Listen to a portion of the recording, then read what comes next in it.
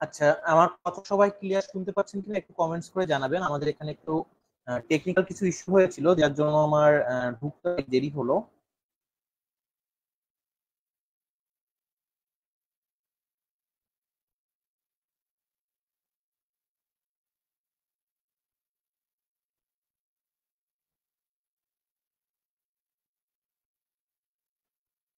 আসসালামু আলাইকুম। ওয়ালাইকুম আসসালাম সবাইকে।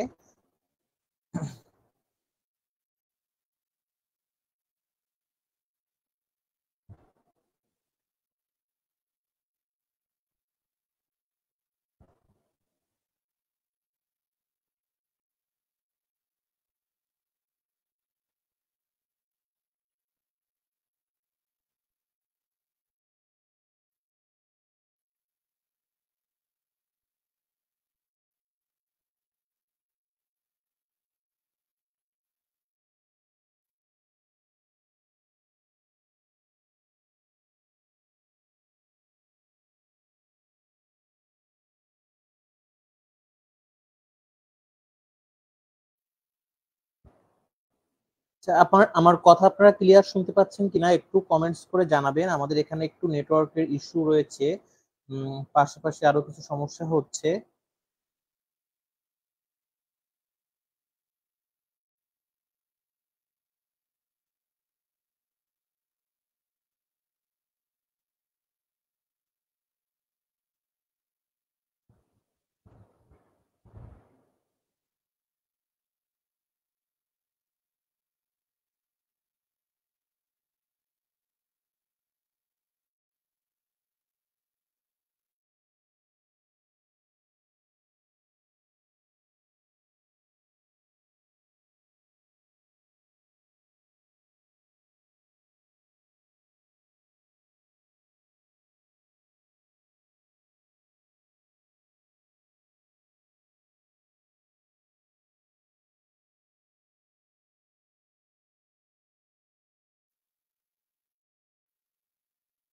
আচ্ছা, এখন আমার কথা শোনা যাচ্ছে কিনা একটু আপনারা কমেন্টস করে জানাবেন।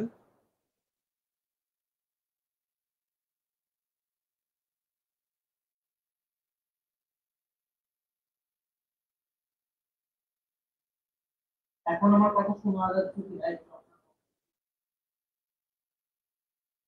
আই থিংক এখন আমাদের যে নেটওয়ার্কের সমস্যাটা ছিল সেটা সলভ হয়ে গিয়েছে। তো হচ্ছে আমরা এখনই শুরু করব। আমরা জাস্ট একটু ওয়েট করি, আমাদের যে স্লাইডটা একটু আপলোড হয়ে নিই।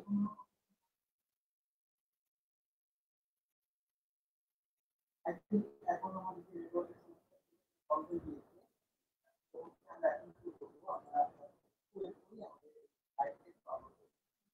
তো হচ্ছে আমরা এখন শুরু করব। আমরা একটু ওয়েট করি, আমাদের স্লাইডটা একটু আপলোড হয়ে নিই। আচ্ছা, তো আমরা হচ্ছে আজ থেকে আমাদের পেইড ব্যাচের ক্লাস শুরু করছি, এবং আমাদের হচ্ছে যে পেইড ব্যাচে আমাদের রেগুলার এখন থেকে ক্লাস হবে। তো আমি আগে একটু আমাদের ক্লাসের রুলস গুলো বলে নিই।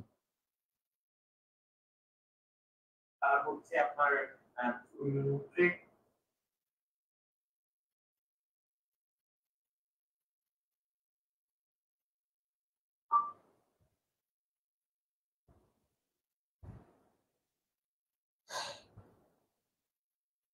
দেখেন, আমাদের হচ্ছে রেগুলার ক্লাস হবে, এবং ক্লাসের পরে হচ্ছে প্রত্যেক দিনের যে টপিকসটা সেটার এক্সাম হবে, এবং ক্লাসের আগে আমরা লেকচার শিটটা আপনাদেরকে দিয়ে দিব। পাশাপাশি হচ্ছে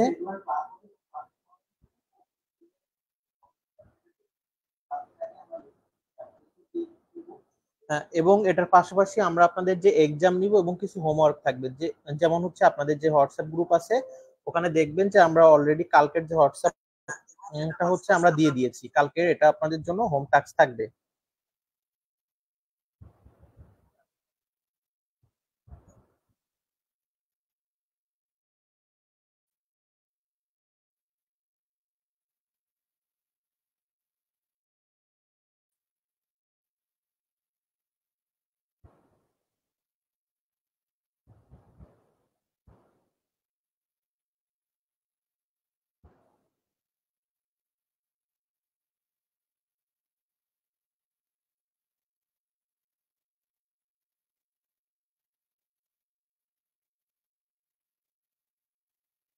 আচ্ছা, এখন আপনারা আমার স্ক্রিন ক্লিয়ার দেখতে পাচ্ছেন কিনা একটু জানাবেন।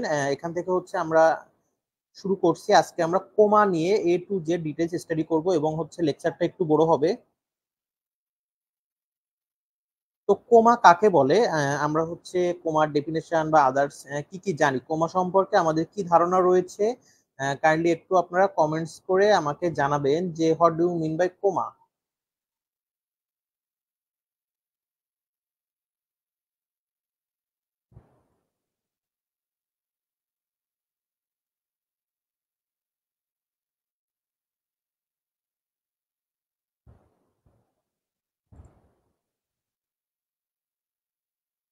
আচ্ছা দেখেন, আজকে আসলে আমাদের ক্লাসটা এত পরিমাণ টেকনিক্যাল সমস্যা হয়েছে যে আমি নিজেই পুরো বিধ্বস্ত হয়ে গিয়েছি। প্রথমত জয়েন করার পরে আমাদের স্টিমিয়ারটা কানেক্টেড হচ্ছিল না, স্টিমিয়ার কানেক্টেড করার পর হচ্ছে আমার যে স্লাইডটা এটা প্রেজেন্ট হচ্ছিল না। তো আফটার অল এখন সবকিছু ক্লিয়ার, আমরা এখন শুরু করি। তো আমরা আজকে কোমা নিয়ে আলোচনা করব। তো কোমা কাকে বলে, আমরা খুব কমন একটা টার্ম আমরা জানি বা প্রায় আমরা একটা কথা বলি যে কোমায় চলে গেছে পেশেন্ট বা হচ্ছে কোমাটিক কন্ডিশন। এই যে কোমাটা কি অ্যাকচুয়ালি, দেখেন কোমা হচ্ছে এমন একটা কন্ডিশন যেখানে হচ্ছে পেশেন্ট টোটালি আনকনসিয়াস লেভেলে চলে যাবে এবং সে হচ্ছে কোনো এক্সটার্নাল স্টিমুলাইতে সাড়া দিবে না। অর্থাৎ পেশেন্টকে আপনি ডাকলেন, পেশেন্টকে আপনি চিমটিম দিলেন, পেশেন্টের কোথাও পেইন হচ্ছে, পেশেন্টের ওখানে কোনো সাউন্ড করলেন, সেখানে ওই পেশেন্ট কোনো রেসপন্স করবে না। এবং এই কোমাটা কিন্তু একটা মেডিকেল ইমার্জেন্সি হিসেবে ধরা হয়, যে জন্য কোমাটাকে emergency and critical care nursing এর ভিতরে আমরা অ্যাড করেছি। তো আমরা আজকে এই কোমা সম্পর্কে এ টু জেড ডিটেলস আলোচনা করব এবং বিভিন্ন ধরনের কোমার ম্যানেজমেন্ট সম্পর্কে আলোচনা করব। তো দেখেন, কোমা হচ্ছে is a profound state of unconsciousness in which an individual unresponsive to external stimuli, যে যে কোনো একজন পেশেন্ট এক্সটার্নাল কোনো স্টিমুলাইতে আনরেসপন্সিভনেস থাকে এবং সেটা হতে পারে যে পেইন, সাউন্ড, যে কোনো কিছুতে, এবং এটা হচ্ছে একটা মেডিকেল ইমার্জেন্সি এবং যেটার জন্য ইমিডিয়েট অ্যাটেনশন এবং ইন্টারভেনশনটা খুবই দরকার হয়। এখন আমরা কোমার হচ্ছে ইপিও বা যে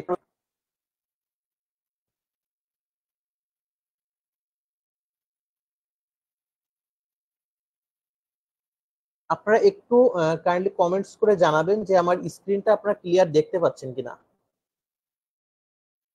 দেখেন কোমা কি কি কারণে হতে পারে, দেখেন বিভিন্ন ধরনের কোমা রয়েছে, সেটার ভিতরে বিভিন্ন ধরনের কোমার বিভিন্ন ধরনের ইটিওলজি থাকতে পারে। তো আমরা আগে ওভারঅল যে কোমাগুলো রয়েছে সেটা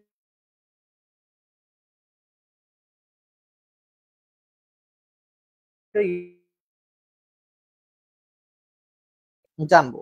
প্রথমত হচ্ছে ট্রমাটিক ব্রেন ইনকোমা হতে পারে, যেমন হচ্ছে কি হেড ইনজুরি রিজাল্টিং ফ্রম অ্যাফল, অর্থাৎ কোনো পেশেন্ট যদি পড়ে যায় বা হচ্ছে কোনো পেশেন্টের যদি হচ্ছে আপনার অ্যাক্সিডেন্ট হয়ে থাকে, এটা দেন স্ট্রোক, যে যে কোনো কন্ডিশনে ব্রেন স্ট্রোক হলে বা ব্রেনে যদি হেমোরেজ হয় সেটার জন্য কোমা হতে পারে। দেন ইনফেকশন, ইনফেকশন বলতে হচ্ছে পেশেন্টের মেনিনজাইটিস ইনফেকশন, বা মেনিনজাইটিস বলতে বোঝায় আমাদের ব্রেনে যে কভারিংটা থাকে সেটাকে হচ্ছে মেনিনজেস বলে, এবং এই মেনিনজেস পর্দাতে যখন ইনফেকশন হয় সেটাকে মেনিনজাইটিস বলা হয়ে থাকে। দেন হচ্ছে আপনার এনসাইক্লোপেথিস, দেন হচ্ছে মেডিকেল কিছু মেটাবলিক ডিসঅর্ডার, মেটাবলিক ডিসঅর্ডার বলতে আমাদের হচ্ছে লিভার এবং কিডনি রিলেটেড যে ডিসঅর্ডার গুলো রয়েছে, যেমন লিভার বা কিডনি ফেইলিউর, ডায়াবেটিক কিটোঅ্যাসিডোসিস, অর্থাৎ হচ্ছে আমাদের মেটাবলিজম রিলেটেড যে ডিসঅর্ডার গুলো সেটাকে আমরা মেটাবলিক ডিসঅর্ডার বলে থাকি।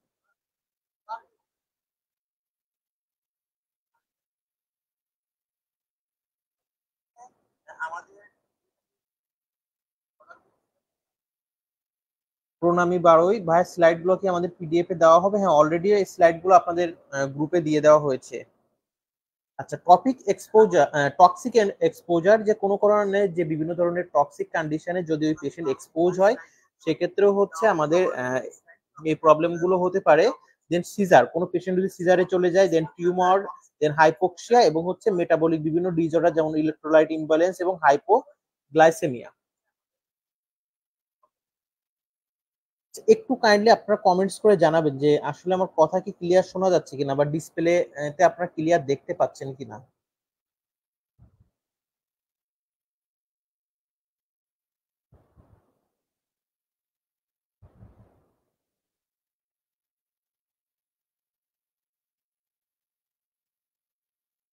আপনারা দেখেন আমি আমার ফোনটাতে দেখতেছি এখানে কিন্তু আমার সাউন্ড গুলো ক্লিয়ার আসছে, এবং আপনারা ডিসপ্লে এবং ক্লিয়ার বুঝতে পারছেন কিনা একটু কমেন্টস করে জানাবেন। আচ্ছা, অনেকের নেট প্রবলেম, হয়তো বা আপনাদের ওখানে ইন্টারনাল নেটওয়ার্কের কানেকশন জনিত কোনো সমস্যা থাকতে পারে।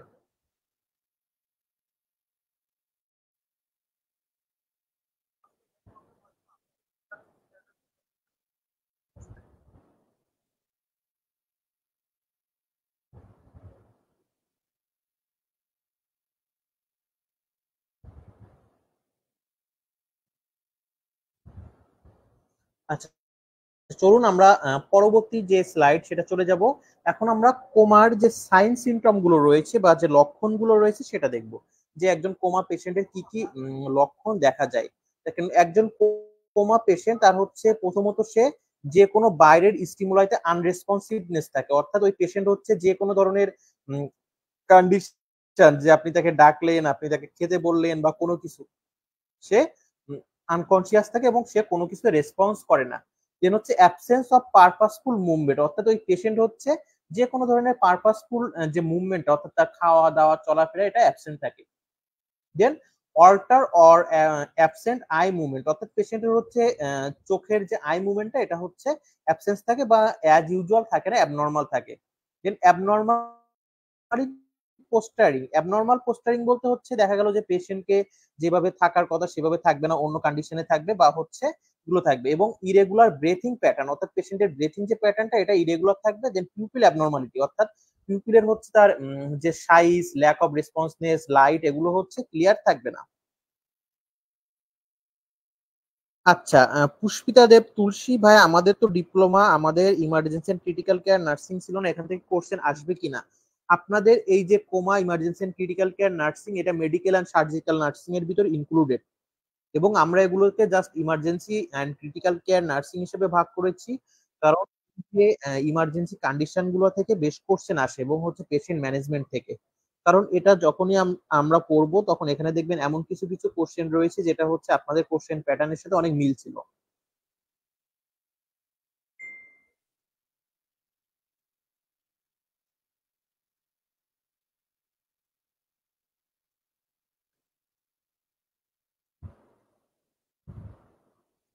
এখন আমরা দেখবো যে ম্যানিফেস্টেশন অফ ব্রেন ইনজুরি। এই যে ব্রেন ইনজুরি নিয়ে একটা আমরা দুইটা টার্ম একটু দেখবো, এবং এটা হচ্ছে আপনাদের হোমওয়ার্ক থাকবে। এই হোমওয়ার্কটা আপনারা কালকে আমাকে করে জমা দিবেন। যদি আপনারা এটা প্রপারলি করতে না পারেন, আমি আপনাদেরকে পরবর্তীতে হেল্প করব। সেটা হচ্ছে ডি কর্টিকেট পোস্টারিং এবং হচ্ছে ডি সেরিব্রেট পোস্টারিং। এই যে দুইটা পোস্টারিং রয়েছে, এই দুইটা পোস্টারিং কি, কেন হয় এবং কি কন্ডিশনে হয়, এটা কালকে আপনারা আমাকে হোমওয়ার্ক করে জমা দিবেন। এখন আমরা যে কোমার টাইপস গুলো রয়েছে সেটা একটু দেখবো। যেমন দেখেন, আমাদের কোমার যে টাইপস গুলো, সেটা traumatic coma, metabolic coma, toxic coma, hypoxic coma, infectious coma, diabetic coma, hepatic coma এবং স্ট্রোক ইনডিউস কোমা। এই যে কোমাগুলো রয়েছে আপনারা সবাই এখন হচ্ছে নোট ডাউন করা শুরু করবেন। যে ট্রমাটিক কোমা, ট্রমাটিক কোমাটা বেসিক্যালি হয়ে থাকে যে পেশেন্টের কোনো ইনজুরি হলে বা হচ্ছে তার ফিজিক্যাল কোনো ইনজুরি বা হেড ইনজুরি বা কোনো একটা ট্রমা হলে সেটা হয় আমরা ট্রমাটিক কোমা বলে থাকি। এবং মেটাবলিক কোমা, এই মেটাবলিক কোমাটা হয়ে থাকে পেশেন্টের যখন মেটাবলিক ইমব্যালেন্স হয়। মেটাবলিক ইমব্যালেন্স বলতে তার হচ্ছে বডিতে অ্যাসিড বেস ইমব্যালেন্স বা হচ্ছে তার কিডনি ফেইলুর বা হচ্ছে তার লিভার ফেইলুর, এই যে কন্ডিশন গুলো এখানে মেটাবলিক কোমাটা হয়ে থাকে। টক্সিক কোমা, যখন পেশেন্ট কোনো টক্সিক এনভায়রনমেন্ট বা কোনো টক্সিক পয়জেন এক্সপোজ করে বা ওটা হচ্ছে ইনহেল করে ফেলে, এক্ষেত্রে পেশেন্টের যে কোমাটা হয় সেটাকে টক্সিক কোমা বলা হয়ে থাকে। এবং হাইপোক্সিক কোমা, এই হাইপোক্সিক কোমা হয়ে থাকে যখন হচ্ছে আমাদের ব্রেইনে পর্যাপ্ত অক্সিজেন পৌঁছায় না বা due to lack of oxygen reaching the brain, অর্থাৎ আমাদের ব্রেইনে যখন প্রপারলি অক্সিজেন সাপ্লাই হয় না, তখন হচ্ছে এই হাইপোক্সিক কোমাটা হয়ে থাকে।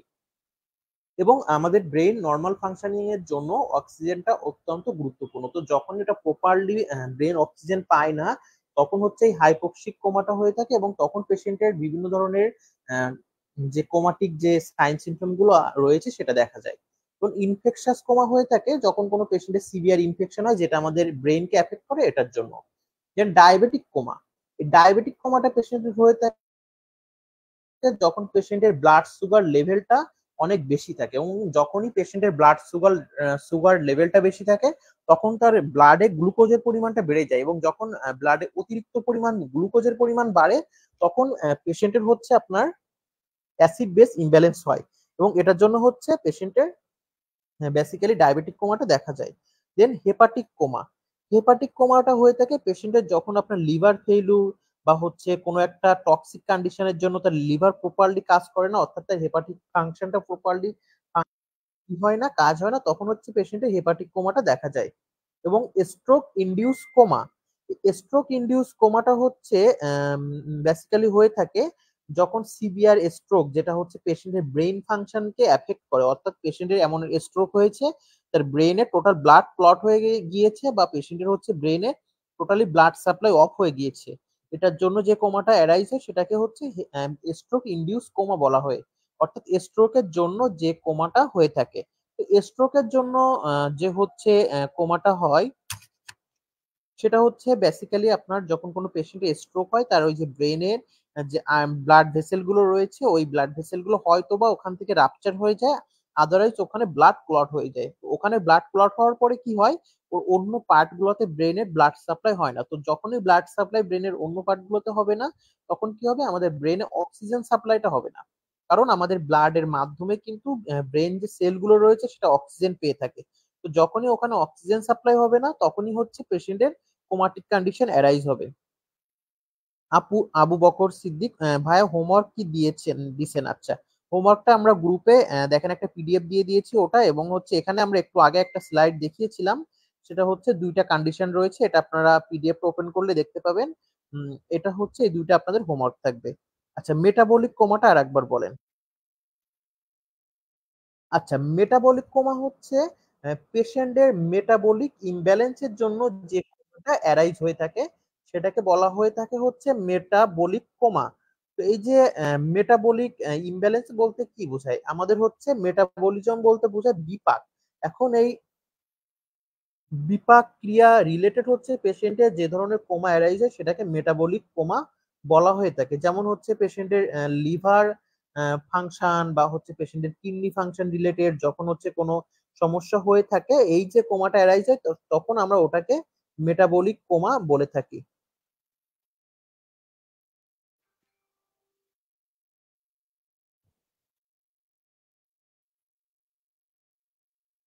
মেটাবলিক কোমাটা ক্লিয়ার কিনা?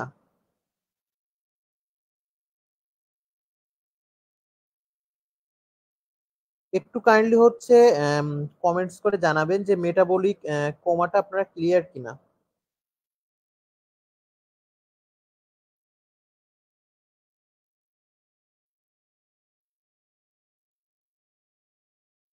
আচ্ছা, ইনফেকশাস কোমাটা আর একবার বলবেন। আচ্ছা, ইনফেকশাস কোমা হচ্ছে পেশেন্টের যখন কোনো সিভিয়ার ইনফেকশন হয়ে থাকে, তার হচ্ছে দেখা গেল যে তার ব্রেনে কোনো ইনফেকশন বা আদার্স কোনো অর্গানে ইনফেকশন যেটা তার ব্রেনকে মারাত্মকভাবে ইফেক্ট করে সেটাকে হচ্ছে ইনফেকশাস কোমা বলা হয়ে থাকে। অর্থাৎ কোনো পেশেন্টের হচ্ছে বেসিক্যালি এই ইনফেকশাস কোমাটা হয়ে থাকে মেনিনজাইটিস পেশেন্টের বেশি হয়ে থাকে। মেনিনজাইটিস হচ্ছে পেশেন্টের যে ব্রেনের লেয়ার এটাকে মেনিনজেস বলা হয়, এবং মেনিনজেসে হচ্ছে যখন ইনফেকশন হয় সেটাকে বলা হয় মেনিনজাইটিস। ভাইয়া, ক্লাসটা কি আমরা পরে করতে পারবো? এখন নেট প্রবলেম হচ্ছে তো তাই। হ্যাঁ, আপনারা পরে এটা আপনাদের গ্রুপে থাকবে, ওখান থেকে আপনারা যে কোনো সময় দেখে নিতে পারবেন, এবং আপনাদের এই 6 মাস এই ক্লাসগুলো আপনাদের গ্রুপে টোটালি থেকে যাবে। এখন আমরা হচ্ছে কোমা, যে কোন একটা পেশেন্টের কোমা হলো এটা হচ্ছে আমরা কিভাবে অ্যাসেস করব সেটা আমরা দেখব। রোজামণি, না আবার বলেন। আচ্ছা, কোনটা বলবো কাইন্ডলি একটু আপনি ক্লিয়ার করে বলবেন, আমি সেটা আপনাকে ক্লিয়ার করে দিব।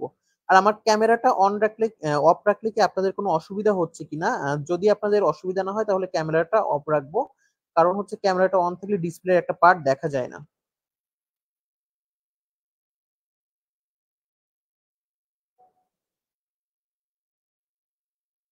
আচ্ছা, রোজামণি আপনি কোনটা বুঝতে পারেননি একটু বলবেন? আচ্ছা, এমডি জসিমউদ্দিন, টক্সিক কোমাটা আর একবার বলেন। দেখেন, টক্সিক কোমা হচ্ছে পেশেন্ট যখন কোনো টক্সিক কন্ডিশনে এক্সপোজার হয়, অর্থাৎ কোনো একটা টক্সিক বা কোনো বিষাক্ত কিছু ইনহেল করে বা খেয়ে ফেলে, এই কারণে হচ্ছে পেশেন্টের যখন হচ্ছে কোমাটা অ্যারাইজ হয় সেটাকে হচ্ছে বলা হয় টক্সিক কোমা।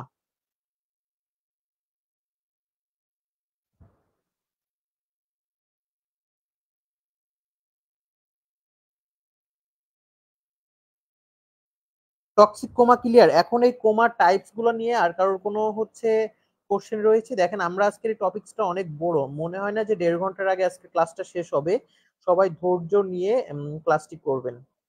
এখন আমরা দেখবো যে কোমা আমরা কিভাবে অ্যাসেস করি বা অ্যাসেসমেন্ট করি।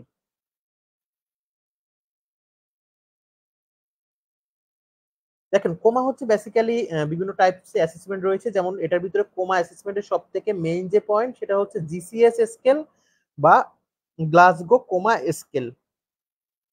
আচ্ছা, রোজামনি ইনফেকশাস কোমা। ইনফেকশাস কোমা হচ্ছে যখন পেশেন্টের সিভিয়ার কোনো ইনফেকশন হয় এবং এই ইনফেকশনটা তার ব্রেনকে ইফেক্ট করে, এই কারণে যে কোমাটা অ্যারাইজ হয় সেটাকে ইনফেকশাস কোমা বলা হয়ে থাকে। যেমন হচ্ছে কোনো পেশেন্টের যদি মেনিনজাইটিস হয়, অর্থাৎ তার হচ্ছে ব্রেনের যে কভারিং সেটাকে বলা হয় মেনিনজেস। এই ব্রেনের কভারিং এ নাইসেরিয়া মেনিনজাইটিস যে ব্যাকটেরিয়া রয়েছে এটা ইনফেকশন তৈরি করে, এবং এই ইনফেকশন তৈরি করার ফলে পেশেন্টের যে কোমা তৈরি হয় এটাকে বলা হয় ইনফেকশাস কোমা। অর্থাৎ সিভিয়ার কোনো ইনফেকশনের জন্য যদি কোনো পেশেন্ট কোমায় চলে যায় সেটাকে ইনফেকশাস কোমা বলা হয়ে থাকে। আচ্ছা, গ্লাসগো কোমা স্কেলের মাধ্যমে আমরা হচ্ছে এটা অ্যাসেস করে থাকি, পাশাপাশি হচ্ছে বিভিন্ন নিউরোলজিক্যাল অ্যাসেসমেন্ট। নিউরোলজিক্যাল অ্যাসেসমেন্টের ভিতরে হচ্ছে রয়েছে যেমন পিউপিল সাইজ, দেন হচ্ছে লাইটের উপর পেশেন্টের রিয়াকশন, পেশেন্টের eye movement, then motor response to stimuli, অর্থাৎ আপনি পেশেন্টকে বাইরে থেকে ডাকলেন বা হচ্ছে কথা বললেন সে কি ধরনের রেসপন্স করছে এগুলো। দেন রিফ্লেক্স ইনক্লুডিং গ্যাক রিফ্লেক্স, দেন হচ্ছে রিফ্লেক্স বলতে তার প্রতিবর্তী ক্রিয়া, যেমন হচ্ছে আমাদের প্রতিবর্তী ক্রিয়া কোনগুলো, যেমন আমার এখানে একটা মাছি বসেছে, আমার হাতটা সোজা মাছির ওখানে চলে গেল, এই যে ক্রিয়া এগুলোকে বলা হয় রিফ্লেক্স অ্যাকশন বা রিফ্লেক্স ক্রিয়া। পাশাপাশি পেশেন্টের হচ্ছে আমরা ভাইটাল সাইন এর ভিতরে blood pressure, heart rate, respiratory rate এগুলো মনিটর করি যে পেশেন্টের ওভারঅল কন্ডিশন কেমন রয়েছে। এখন আমরা একটু গ্লাসগো কোমা স্কেল নিয়ে ডিটেইলস আলোচনা করব, কারণ এই গ্লাসগো কোমা স্কেলটা আপনাদের জন্য খুবই গুরুত্বপূর্ণ। এই গ্লাসগো কোমা স্কেলে হচ্ছে বেসিক্যালি পেশেন্টের তিনটা ব্যাপার দেখা হয়, সেটা হচ্ছে পেশেন্টের I opening, then verbal response এবং মোটর রেসপন্স। তো আই ওপেনিং এ যেটা দেখা হয় পেশেন্টের, যে পেশেন্ট স্পুটনিয়াস ভাবে চোখ খুলতে পারছে কিনা, অর্থাৎ দেখা গেল আপনি পেশেন্টের চোখের সামনে একটু নাড়াচাড়া দিলেন বা আপনি চোখের সামনে একটু হাত নিয়ে গেলেন, সে তার চোখগুলো অপন করছে কিনা। যদি দেখা যায় যে পেশেন্ট চোখ হচ্ছে ক্লিয়ারলি খুলছে, আবার হচ্ছে পেশেন্ট চোখটা বন্ধ করছে, সেটাকে বলা হয় হচ্ছে স্পুটোনিয়াস আই ওপেনিং। এবং এই স্পুটোনিয়াস আই ওপেনিং যখনই হবে তখন ওই পেশেন্টকে আপনি স্কোরে 4 দিবেন। এবং যখন হচ্ছে পেশেন্ট সাউন্ডের উপর, অর্থাৎ আপনি পেশেন্টকে মানে চোখের ওখানে কোনো সাউন্ড করলেন বা চোখের সামনে একটু হাততালি দিলেন, সেটাতে যদি পেশেন্ট চোখ খোলে তখন দিবেন 3। এবং কোনো পেশেন্ট যদি হচ্ছে কোনো প্রেশার, অর্থাৎ তার চোখের উপর আপনি চাপ দিলেন, চাপ দিলে দেখা গেল যে সে চোখ খুললো, যদি তখন সে পেশেন্ট চোখ খোলে তখন ওই স্কেলটা ধরা হয় হচ্ছে 2, বা আপনি তখন 2 মার্কিং করবেন এটা। এবং যদি এগুলোর পরেও যে পেশেন্টকে আপনি সাউন্ড করলেন, প্রেশার দিলেন, তারপরেও চোখ খুলছে না, তখন ওই পেশেন্টের স্কোর হয় 1। এবং হচ্ছে ভার্বাল রেসপন্স। ভার্বাল রেসপন্স বলতে যখন পেশেন্ট ওরিয়েন্টেড থাকে, ওরিয়েন্টেড বলতে যখন পেশেন্ট ক্লিয়ার একজনের সাথে কথা বলতে পারে বা তার নিজের পরিচয় দিতে পারে, এই ধরনের পেশেন্টকে হচ্ছে আমরা স্কোর দিব 5। এবং পেশেন্ট যখন কনফিউজ থাকবে, কনফিউজ বলতে কাউকে ঠিকঠাক মতো চিনতে পারবে না, বা পেশেন্ট হচ্ছে কোনো একটা কথা বলছে সেটা সে ক্লিয়ারলি বলতে পারছে না, এই যে কন্ডিশন এটাতে হচ্ছে পেশেন্টকে স্কোর করা হয় 4। এবং পেশেন্ট দেখা গেল যে কনফিউজ এটা, এবং যখন হচ্ছে পেশেন্টের অবস্থা আরো খারাপ হবে, যে সে কাউকে চিনতে পারছে না বা ভুলও বকছে না, বাট কিছু কিছু কথা উচ্চারণ করতে পারছে, যে খাবো বা যাবো, এরকম, এই যে কন্ডিশন, এক্ষেত্রে পেশেন্টকে আমরা মার্কিং করি 3। এবং এ ধরনেরও পেশেন্টের যখন খারাপ কন্ডিশন থাকে, যখন পেশেন্ট শুধুমাত্র কোনো সাউন্ড করে, যে কোনো একটা সাউন্ড দেখবেন আ বা উ বা কোনো একটা শুধুমাত্র সাউন্ড করেছে, ওই ধরনের সাউন্ড করলে পেশেন্টের আমরা স্কেলে রেটিং দিব 2। এবং যদি এগুলোর পরেও পেশেন্ট রেসপন্স না করে তখন ওই পেশেন্টকে হচ্ছে আমরা মার্কিং করি 1। এখন আমরা দেখবো মোটর রেসপন্স। মোটর রেসপন্স বলতে আমাদের যে মোটর নার্ভাস সিস্টেম রয়েছে, ওই নার্ভাস সিস্টেমে পেশেন্ট হচ্ছে তার হাত পা কিভাবে মুভমেন্ট করছে এটা দেখা হয়। তো মোটর রেসপন্সে হচ্ছে দেখেন, যখন আপনি কোনো পেশেন্টকে বলবেন যে আপনি হাত উঁচা করেন, বা আপনি পেশেন্ট হাত নিচা করেন, বা হচ্ছে আপনি এটা ধরেন, সে যদি এগুলো করতে পারে তখন আমরা ওই পেশেন্টের স্কোর দেই 6। এবং লোকালাইজিং, লোকালাইজিং বলতে হচ্ছে পেশেন্টকে দেখা গেল সে তার লোকাল এরিয়া গুলোতে হাত পা নাড়াইতে পারছে বা টুকিটাকি কিছু কাজ করতে পারছে, এই ক্ষেত্রে পেশেন্টকে আমরা স্কোর দেই 5। অর্থাৎ আপনি প্রথমে পেশেন্টকে কমান্ড দিলেন বা কিছু করতে বললেন, সে সেটা করতে পারছে না, বাট পেশেন্ট নিজে থেকে কিছু কাজ করতে পারছে, যেমন সে নিজে থেকে একটা পানির গ্লাস তুলতে পারছে, বা পেশেন্ট নিজে থেকে হচ্ছে পাশে কোনো একটা কলম রয়েছে সেটা নিতে পারছে। এই যে কন্ডিশন গুলো, এক্ষেত্রে আমরা পেশেন্টকে হচ্ছে স্কোর দিব 5। আবার হচ্ছে আমাদের যে ফ্লেক্সিশন গুলো রয়েছে, অনেকগুলো টাইপস এর ফ্লেক্সিশন, এই যে পেশেন্ট যখন এই নর্মাল ফ্লেক্সিশনটা করতে পারবে, যে হাত গোটানো বা হচ্ছে আরো বাকি যেগুলো, এই নর্মাল ফ্লেক্সিশনে আমরা হচ্ছে পেশেন্টকে স্কোর করব 4। এবং অ্যাবনর্মাল ফ্লেক্সিশন, অ্যাবনর্মাল ফ্লেক্সিশন বলতে হচ্ছে আপনার দেখা গেল যে নর্মাল না, বাট সে ওটা আস্তে আস্তে করছে বা সে করতে যে অন্যদিকে চলে যাচ্ছে, এই যে কন্ডিশন, এক্ষেত্রে হচ্ছে আমরা স্কোর দিব 3। এবং এক্সটেনশন, যে পেশেন্ট যখন ফ্লেক্সিশনও করতে পারছে না কিন্তু শুধুমাত্র হাতটা মেলতে পারছে বা এক্সটেন্ড করতে পারছে, ওই ক্ষেত্রে আমরা স্কোর দিব 2। এবং এই যে এগুলো যখন পেশেন্ট কোনোটাই পারবে না, তখন ওই পেশেন্টকে আমরা স্কোর দিয়ে থাকি 1। সবাই গ্লাসগো কোমা স্কেলের যে স্কোরিং এর ব্যাপারটা, এটা ক্লিয়ার কিনা একটু কমেন্টস করবেন, যে আপনারা এই যে গ্লাসগো কোমা স্কেলের স্কোরিংটা হচ্ছে ক্লিয়ার কিনা, তারপরে আমি গ্যাগ রিফ্লেক্সটা একটু বলে দিচ্ছি।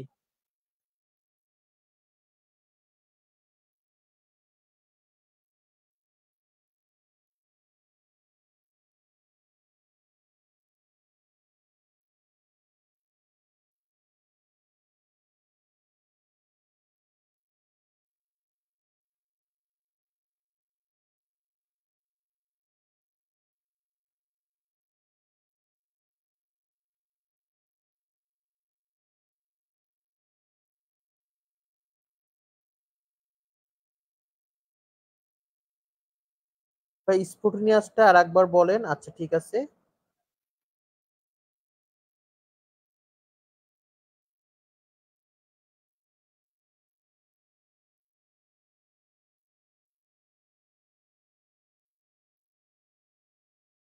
দেখেন, গ্যাগ রিফ্লেক্স অনেক মজার।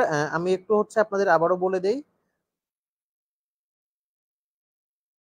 স্পুটনিয়াসটা একবার বলেন। আচ্ছা, স্পুটনিয়াস হচ্ছে যখন পেশেন্ট বাই ডিফল্ট তার চোখ খুলবে, মেলবে বা এদিক ওদিকে তাকাবে, এটাকে বলা হয় স্পুটনিয়াস মুভমেন্ট। অর্থাৎ আপনি একজন ভালো মানুষ, আপনি এই যে চোখ খুলছেন, চোখ মেলছেন, এদিকে ওদিকে তাকাচ্ছেন, এটাকে বলা হয় স্পুটনিয়াস মুভমেন্ট। অর্থাৎ সে নিজে থেকে এটা করছে।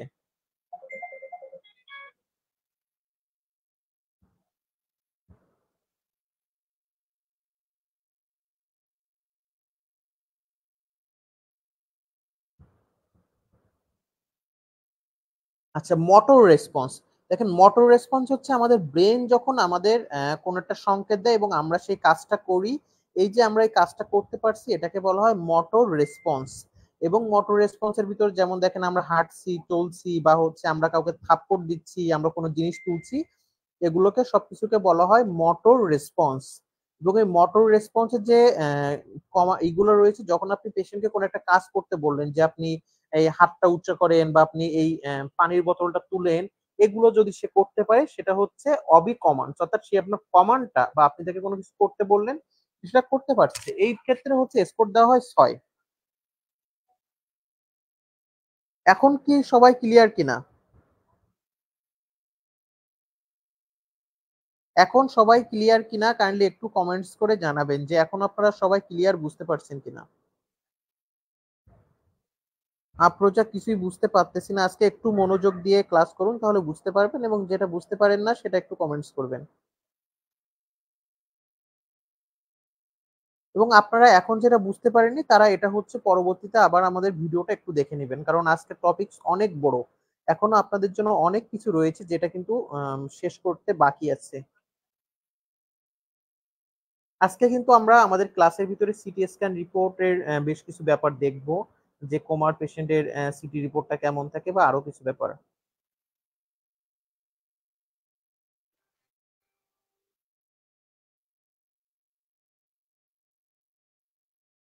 রোজামনি, সাউন্ড আসে না ঠিকভাবে, হয়তোবা আপনার ওখানে নেটওয়ার্কের সমস্যা। আপনি কাইন্ডলি একটু নেটওয়ার্কটা চেঞ্জ করুন। আচ্ছা, ভার্বাল রেসপন্সটা, ভার্বাল রেসপন্স বলতে আপনি পেশেন্টের কোনো একটা কথা বললেন, ওই কথার প্রেক্ষিতে হচ্ছে পেশেন্ট কোনো রেসপন্স করছে, এটাকে বলা হয় ভার্বাল রেসপন্স। অর্থাৎ আপনি পেশেন্টের সাথে কথা বললেন, তার নাম শুনলেন, তার হচ্ছে বাড়ি কোথায় জিজ্ঞাসা করলেন, সেগুলো অ্যান্সার করতে পারলো, এটাকে বলা হয় ভার্বাল রেসপন্স। আচ্ছা, লোকালাইজিং বলতে বোঝায় পেশেন্ট তার লোকাল কিছু কাজ যখন তার হাত দিয়ে করতে পারে, তার আশপাশে কোনো একটা নির্দিষ্ট কাজ, এটাকে বলা হয় লোকালাইজিং।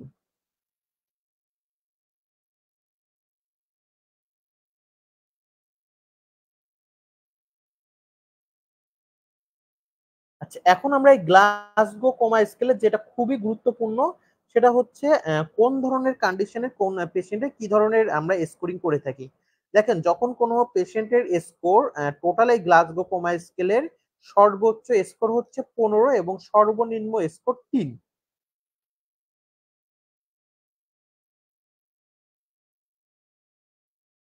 কাইন্ডলি এটা নোট ডাউন করবেন যে গ্লাসগো কোমা স্কুলের হচ্ছে সর্বোচ্চ পয়েন্ট 15 এবং হচ্ছে সর্বনিম্ন পয়েন্ট 3। তো হচ্ছে যখন কোনো পেশেন্টের এখান থেকে হচ্ছে লেভেলটা থাকবে 13 থেকে 15-র ভিতরে এই স্কোরটা, অর্থাৎ তখন বুঝতে হবে পেশেন্টের যে কোমা লেভেলটা সেটা খুব মাইল্ড লেভেলের, অর্থাৎ তার হচ্ছে নিউরোলজিক কন্ডিশনটা যথেষ্ট ভালো রয়েছে। এবং যদি কোনো পেশেন্টের হচ্ছে এই স্কোরটা থাকে 9 থেকে 12-র ভিতরে, অর্থাৎ পেশেন্ট মডারেট টাইপের ইনজুর হয়েছে বা পেশেন্টের নিউরোলজিক কন্ডিশন মডারেট, এবং যদি কোনো পেশেন্টের হচ্ছে এই লেভেলটা 3 থেকে 8-এ চলে যায়, তাহলে বুঝতে হবে এই পেশেন্টের কন্ডিশন খুবই সিভিয়ার এবং তার জন্য হচ্ছে ইমিডিয়েট মেডিকেল ইন্টারভেনশনটা দরকার।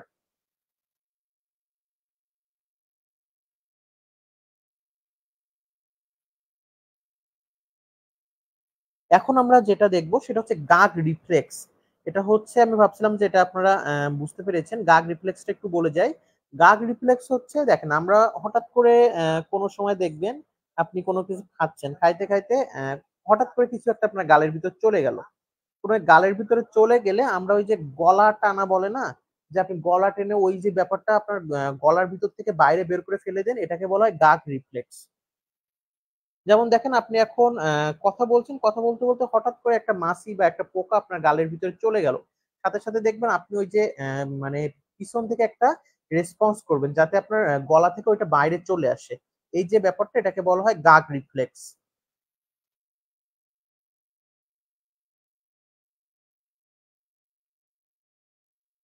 গাগ রিফ্লেক্স ক্লিয়ার কিনা আপনারা?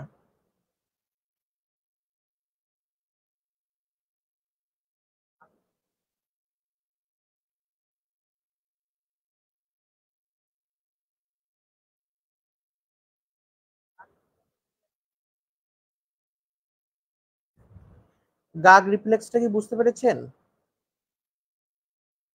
আচ্ছা, আমরা এখন চলে যাই ডায়াগনোসিস, যে আমরা কোমার পেশেন্টে কিভাবে ডায়াগনোসিস করি। দেখেন, কোমার পেশেন্টকে হচ্ছে সব থেকে গুরুত্বপূর্ণ যে ডায়াগনোসিস টেস্ট সেটা হচ্ছে সিটি স্ক্যান এবং এমআরআই। এটার দ্বারা কিন্তু পেশেন্টের যে স্ট্রাকচারাল অ্যাবনর্মালিটি বা ব্লিডিং বা পেশেন্টের কোনো টিউমার আছে কিনা এটা ডিটেক্ট করা হয়ে থাকে। এবং তারপরে যে টেস্টটা করা হয় সেটা হচ্ছে ইইজি টেস্ট। এটা কিন্তু ইইজি করে পেশেন্টের ব্রেন ফাংশনটা এবং ব্রেনে কোনো ইলেকট্রিক্যাল অ্যাবনর্মালিটি রয়েছে কিনা সেটা টেস্ট করা হয়। এবং আমরা এখন ল্যাবরেটরি বিভিন্ন যে ল্যাব টেস্ট গুলো করা হয় সেটা দেখবো, সেটা হচ্ছে পেশেন্টের ব্লাড টেস্ট করা হয়, তার ইলেকট্রোলাইট টেস্ট করা হয়, তার গ্লুকোজ লেভেল এবং হচ্ছে লিভার এবং কিডনি ফাংশন টেস্ট করা হয়ে থাকে। এবং কোনো পেশেন্টের যদি টক্সিক কোমার কন্ডিশন থাকে সেক্ষেত্রে পেশেন্টের টক্সিওলজি স্ক্রিনিং করা হয়, যে পেশেন্ট কোন একটা ড্রাগ বা কোন একটা কোন ধরনের ড্রাগ বা কোন ধরনের টক্সিকে এক্সপোজ হয়েছে। এই যে টেস্টটা, এটাকে বলা হয় টক্সিওলজি স্ক্রিনিং।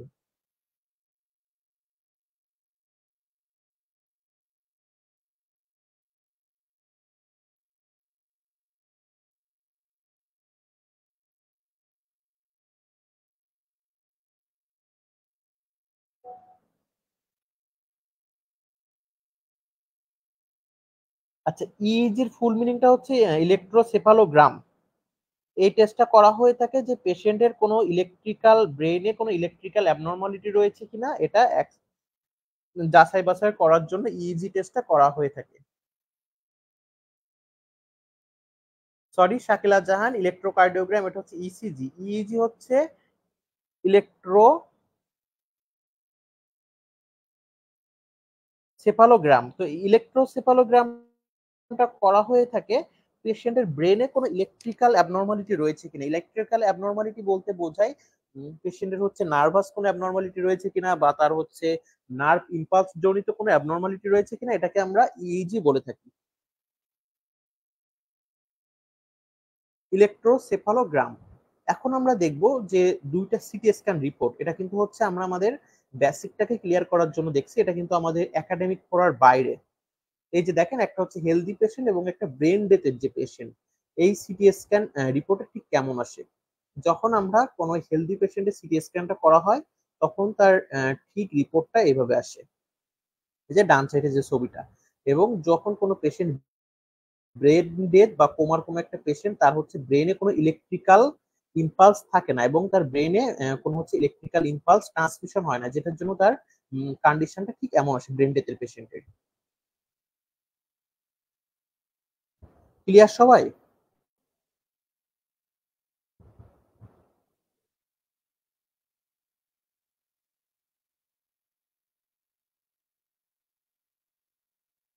দেখবেন আমাদের নিচে দেওয়া রয়েছে যে যখন কোনো পেশেন্টের সেরিব্রাল মেটাবলিজম স্টেট, এবং এখানে হচ্ছে পেশেন্টের তার ব্রেনে যখন কোনো নিউরাল অ্যাক্টিভিটি থাকে না, তখন ওই পেশেন্টের ব্রেন ডেথ হিসেবে ধরা হয়, এবং তার রিপোর্টটা ঠিক এভাবে আসে।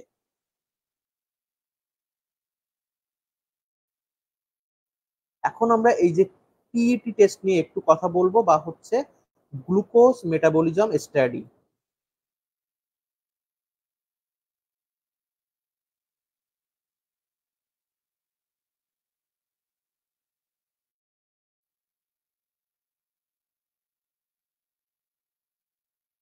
আচ্ছা, একটু আপনারা কাইন্ডলি কমেন্টস করে জানাবেন যে ক্লাসটা আপনারা ক্লিয়ার বুঝতে পারছেন কিনা, বা আপনাদের বুঝতে অসুবিধা হচ্ছে কিনা, বা খুব কঠিন লাগতেছে কিনা। যদিও এটা অনেক কঠিন একটা টপিকস আপনাদের জন্য আজকে, এবং খুব কঠিন একটা টপিকস দিয়ে আমরা প্রথম ক্লাসটা শুরু করেছি। এখানে আমরা অনেক আউট কিছু ইনফরমেশন পাচ্ছি।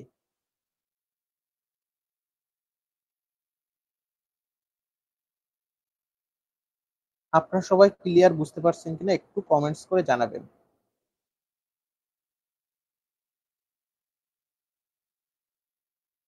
আচ্ছা, দেখেন, গ্লুকোজ মেটাবলিজম স্টাডিটা কেন করা হয়ে থাকে। আমাদের ব্রেইন আমাদের ব্রেইন কি করে, আমাদের হচ্ছে পুরা আমাদের মানব দেহকে কন্ট্রোল করে। এখন হচ্ছে আমাদের এই ব্রেনে, যে ব্রেন পুরো মানব দেহকে কন্ট্রোল করছে, কিন্তু ব্রেন তো মানব দেহকে যে কন্ট্রোল করবে, ব্রেনের জন্য হচ্ছে একটা জিনিস খুব দরকার। সেটা হচ্ছে ব্রেন মানব দেহকে কন্ট্রোল করছে, এখন তার চলার জন্য তো কোনো একটা এনার্জি সোর্স দরকার। এই যে ব্রেনের যে এনার্জি সোর্স, এটা হচ্ছে দেয় গ্লুকোজ। কারণ আমরা সবাই জানি যে গ্লুকোজ হচ্ছে আমাদের শক্তি সরবরাহ করে বা এনার্জি প্রোভাইড করে। এখন আমাদের বডির যতগুলা সেল আছে, আমাদের কোনো বডির সেলে যদি গ্লুকোজ সাপ্লাই প্রপারলি না থাকে, বা ওই সেলগুলোতে গ্লুকোজ না থাকে, তখন কি হবে, আমাদের ওই সেলগুলো মারা যাবে। কারণ ওই সেলগুলোকে যে এনার্জি প্রোভাইড করে সেটা হচ্ছে গ্লুকোজ।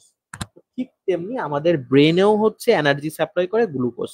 তো যখন আমাদের ব্রেনে গ্লুকোজের পরিমাণ কমে যাবে, তখন আমাদের কিন্তু ব্রেন অ্যাবনর্মাল ফাংশনিং শুরু করবে। যেমন দেখবেন আপনারা যখন পরীক্ষা দিতে চান, তো পরীক্ষা যখন আপনারা দিতে যান, বা হচ্ছে অনেক সময় আপনারা না খেয়ে থাকেন, তখন দেখবেন আপনার খুব মাথা ব্যথা ঘোরায়, বা হচ্ছে অনেক কিছু মনে আসে না। কিন্তু তখন যদি আপনি হালকা একটু মিষ্টি জাতীয় জিনিস খান, বা হচ্ছে চকলেট খান, বা অন্য কোনো কিছু, তখন দেখবেন আপনি আবার আপনার ওই এনার্জিটা ফিরে পাচ্ছেন। এটার কারণ হচ্ছে গ্লুকোজ। আমাদের ব্রেনে যখনই গ্লুকোজ সাপ্লাইটা কমে যায় এবং গ্লুকোজ মেটাবলিজমটা কমে যায়, তখনই হচ্ছে আমাদের বিভিন্ন ধরনের নিউরোলজিক্যাল প্রবলেম ডেভেলপ করে। কারণ আমাদের ব্রেন সেলগুলা প্রপার ফাংশনিং এর জন্য দরকার গ্লুকোজ, এবং যখনই ব্রেন সেলগুলো গ্লুকোজ পাবে না, তখন ব্রেন সেলগুলো অক্সিজেনও পাবে না, তখন ওই ব্রেন সেলগুলো আস্তে আস্তে ডেথ হয়ে যাবে বা মারা যাবে। ক্লিয়ার কিনা এই ব্রেন সেলের ব্যাপারটা? তারপর পিইটিটাই বলতেছি এক এক করে। গ্লুকোজ কেন আমাদের জন্য ইম্পর্টেন্ট, আমাদের সেলগুলোর জন্য, এটা ক্লিয়ার কিনা?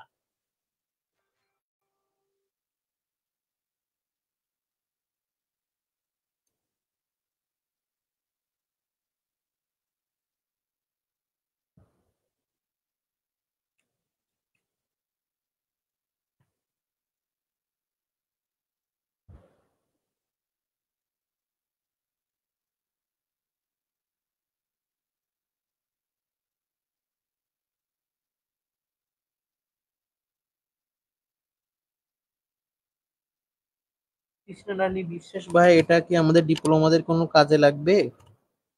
এটাই তো আপনাদের সমস্যা, যে আপনারা হচ্ছে কোনো কিছু ডিটেলস পড়তে চান না। আপনারা যদি আমরা প্রথমে বলেছি আমাদের গার্ডিয়ান হচ্ছে এমন একটা ব্যাচ নিয়ে আগাতে চাচ্ছে যেখানে আমরা টোটালি প্ল্যানটা ওভারঅল একটা লং টার্ম প্ল্যান, আমাদের প্ল্যানটা যে শুধু লাইসেন্স পাস করবো এমনটা না। আমাদের প্ল্যান আমরা যেন পরবর্তীতে কম্প্রিহেন্সিভ শুধু লাইসেন্স পরীক্ষা না, আমরা পরবর্তী যে কোনো ধরনের হচ্ছে পরীক্ষাতে নিজেকে ফিট রাখতে পারি। এই যে পিইটি টেস্ট বা গ্লুকোজ মেটাবলিজম স্টাডি, এগুলো আপনাকে খুব হাইলি ট্রেন ছাড়া কেউ আপনাকে শেখাইতে আসবে না, কারণ এগুলো ম্যাক্সিমাম মানুষ এগুলো জানে না। কিন্তু আপনাদের আমরা কেন এগুলো শেখাচ্ছি, যেন আপনার বেসিকটা ক্লিয়ার হয়। আমি যদি শুধুমাত্র আপনাদের পাস করানোর জন্য পড়াইতাম, এই যে 41 মিনিটের ভিতরে আমার ম্যাক্সিমাম এই কোমা টপিক্স থেকে শেষ হয়ে যেত। বাট আমি আপনাদেরকে বা আমাদের গার্ডিয়ান আপনাদেরকে নিয়ে যেটা ভাবছে সেটা হচ্ছে আপনাদের বেসিক লেভেলটা ক্লিয়ার হয়, যেন আপনারা যেন যে কোনো কোশ্চেন যেখান থেকে অ্যান্সার করতে পারেন। তো আপনি যদি এই বেসিক ব্যাপারগুলো না জানেন, আপনি যদি এই হচ্ছে এই ব্যাপারগুলো ঠিকঠাক না বুঝেন, তাহলে হচ্ছে আপনার জন্য অনেক বড় সমস্যা।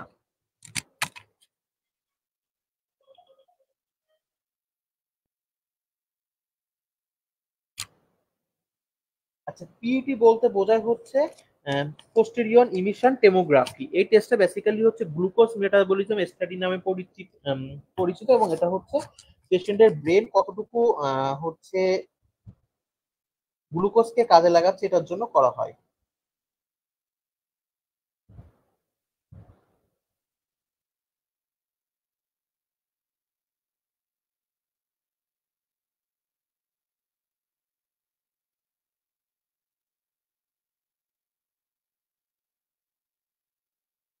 আচ্ছা ভাই, আমরা যেন পরীক্ষা বা সাজেশন শেষ করতে পারি, হ্যাঁ সেটা অবশ্যই শেষ করতে পারবেন, কিন্তু আপনাকে সময় দিতে হবে। আমরা প্রথমে আপনাদেরকে বলেছি যে আমাদের যে লাইসেন্স ক্লাসটা চলবে সেটা হচ্ছে যারা শুধুমাত্র হার্ড স্টাডি করবে, ডিপলি পড়াশোনা করবে তাদের জন্য।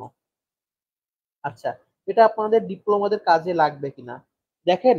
আমাদের বাংলাদেশ সে আমি জানি না কি কন্ডিশন, আপনি যখন বাইরের দেশে কোনো নার্সের সাথে কথা বলবেন বা তাদের সাথে যদি পরিচিত থাকে, জানবেন যে তাদের নলেজ লেভেলটা কত ডিপ এবং তারা কত নলেজেবল। তো এটা আপনাদের জন্য অবশ্যই কাজে লাগবে। আপনার জানার কোনো শেষ নেই, আপনি যত বেশি জানবেন তত বেশি হচ্ছে আপনার নিজের বেসিকটা ক্লিয়ার হবে, নিজে তত বেশি ক্রিটিক্যাল থিঙ্কিং করতে পারবেন। আর আপনি যদি শুধু 5 বছরের কোশ্চেন পড়ে যান, তাহলে আপনার ওই 5 বছরের কোশ্চেনের ভিতরে সীমাবদ্ধ থাকবেন, এর বাইরে আপনারা আসতে পারবেন না। এই যেমন একবার ব্যর্থ হয়েছেন, এমন ব্যর্থতা আপনাদের বারবার আসতে থাকবে। আচ্ছা, গ্লুকোজ যেটা আমাদের যে হিউম্যান বডির সেল গুলো, এই হিউম্যান বডির সেল গুলোতে হচ্ছে এনার্জি সাপ্লাই করে গ্লুকোজ। তো আমাদের হিউম্যান বডির সেল গুলোতে যদি গ্লুকোজ সাপ্লাই না হতো, আমাদের প্রত্যেকটা সেল মারা যেত। কারণ আমাদের সেলে যে অক্সিজেনটাও যায়, এই অক্সিজেনটা সাপ্লাই হচ্ছে, এই অক্সিজেনটা গ্লুকোজের দ্বারাই কিন্তু আমাদের সেল ই করতে পারে, ক্যাপচার করতে পারে। পাশাপাশি আমাদের ব্রেইনে গ্লুকোজটা খুবই গুরুত্বপূর্ণ, কারণ আমাদের ব্রেন সেলগুলোতে যখনই গ্লুকোজের পরিমাণটা কমে যাবে, সেখানে অক্সিজেন সাপ্লাইটাও কমে যাবে এবং আস্তে আস্তে আমাদের ব্রেন সেলগুলো ডেথ হতে থাকে। এজন্য যখন আমাদের ব্রেন প্রপারলি গ্লুকোজটাকে মেটাবলিজম করতে পারে না, তখনই আমাদের যে বড় ধরনের যে সমস্যাগুলো রয়েছে বা এই যে কোমাটিক কন্ডিশন এটা দেখা যায়। এবং হচ্ছে যখনই ব্রেন গ্লুকোজ মেটাবলিজম করতে পারে না বা গ্লুকোজকে বিপাক করতে পারে না, তখন ব্রেন অক্সিজেনটাকেও কাজে লাগাতে পারে না।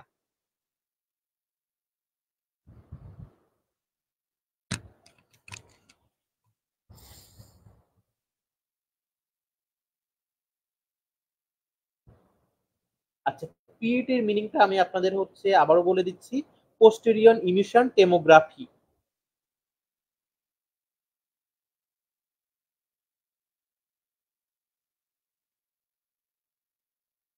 আমি একটু আপনাদের কমেন্টসে আপনাদের যে গ্রুপটা আছে ওখানে আমি হচ্ছে এই করে দিয়ে দিচ্ছি, আপনারা ক্লাস শেষে ওখান থেকে এই করে নেবেন।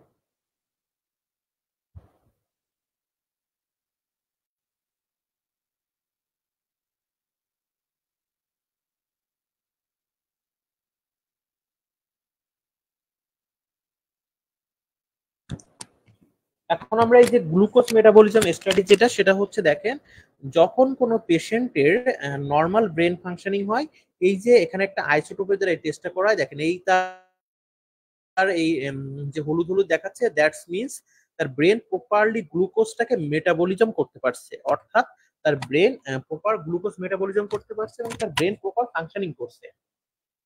এবং মাঝখানে যেটা রয়েছে এটা দেখেন, সবই হচ্ছে ভিতরে কালো, অর্থাৎ তার ব্রেন টোটালি তার যে ব্রেন এটা হচ্ছে গ্লুকোজ মেটাবলিজম করতে পারছে না। এবং আমাদের এখানে দেখবেন যে একটা স্কেল রয়েছে milligram per 100 gram per minute. That's means হচ্ছে আপনার ব্রেনে কতটুকু এক এক মিনিটে হচ্ছে কত গ্রাম গ্লুকোজ আপনার ব্রেন মেটাবলিজম করতে পারছে সেটা রেট। যখন দেখা গেল যে আমাদের ব্রেনে গ্লুকোজ মেটাবলিজম রেটটা এই যে 1 2 এখানে চলে আসে, বিশেষ করে 1 থেকে নিচে চলে আসলে আমাদের ব্রেন ডেথ হিসেবে ধরা হয়। তো এর আগে যখন থাকে সেটা হচ্ছে মাইল্ড কন্ডিশন বা মডারেট কন্ডিশন। এই যে লাস্টে যে ছবিটা রয়েছে এখানে দেখবেন যে আমাদের ব্রেনে যে কালারটা এরকম হচ্ছে ফ্যাকাশে হয়ে গেছে। দ্যাটস মিনস আমাদের ব্রেনে কিছু কিছু জায়গায় গ্লুকোজ মেটাবলিজম হচ্ছে, বাট সেটা প্রপার না, এবং ওটা হচ্ছে মেটাবলিজম কন্ডিশনটা কমে 50% চলে এসেছে।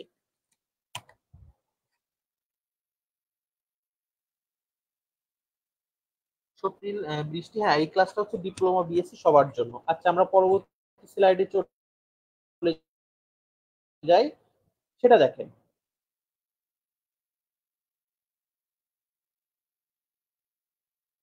এই যে ছবিটা আমরা দেখতে পাচ্ছি এটা হচ্ছে যখন কোনো পেশেন্টের ব্রেনে ব্লিডিং হয়, এই ব্লিডিং সাইন গুলো হচ্ছে সিটি স্ক্যান রিপোর্টে বা এমআরআই রিপোর্টে ঠিক এভাবে আসে।